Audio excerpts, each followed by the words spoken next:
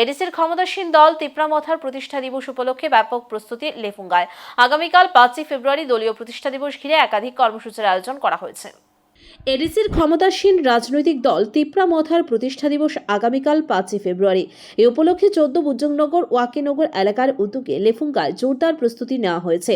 আয়োজকদের পক্ষ থেকে জানানো হয়েছে, লেফুঙ্গাস্থিত শচীন্দ্র দেববর্মা মেমোরিয়াল হলে প্রতিষ্ঠা দিবস উপলক্ষে বিভিন্ন সামাজিক ও জনকল্যাণমূলক কর্মসূচির আয়োজন করা হবে। কর্মসূচির মধ্যে রয়েছে স্থানীয় খেলোয়াড়দের মধ্যে বিভিন্ন খেলাধুলার সামগ্রী বিতরণ, পাশাপাশি এলাকার বিভিন্ন মন্দির ও গির্জায় প্রয়োজনীয় সামগ্রী প্রদান।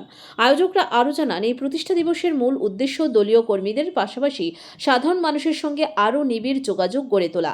এই অনুষ্ঠানে উদ্বোধক হিসেবে উপস্থিত থাকবেন স্থানীয় এমডিসি তথা এডিসির পিডব্লিউডি দপ্তরের মন্ত্রী রুনিয়াল দেববর্মা।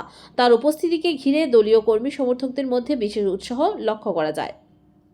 এটা হলো আমাদের তিপ্রামথা ফাউন্ডেশন, যেটা 5 বছর কমপ্লিট হয়েছে। এটাকে কালকে আমরা এটাকে পালন করতে যাচ্ছি। এটা আমাদের 14 বুজুংনগর আর ওয়াকিনগর মাধ্যমে হবে এটা।